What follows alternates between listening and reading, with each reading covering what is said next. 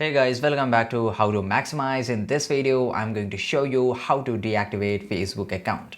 So let's go into the Facebook mobile application here, and it will take just very few seconds to load. You can just click here, otherwise scroll it a little bit down and click here on the setting and privacy, then just click on the setting, right?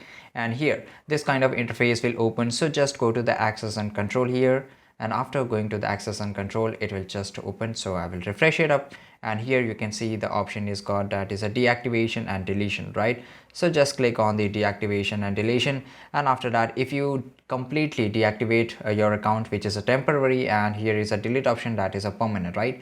So we will choose this deactivation, right? So just click on continue, and after that you will be redirected to a new page, and here you can see again you have to click on the continue, and here I will just refresh it out once more, and after that you will able to, and here if you type the password, your account will be get completely deactivated, right? And just to reactivate, you have to log in with your password and ID, and after that you can reactivate, right? So this was pretty easy, guys. I hope you found this video really useful, and if you did, leave a comment down below. Make sure to like this video, subscribe our channel. See you guys in the next video. Thank you.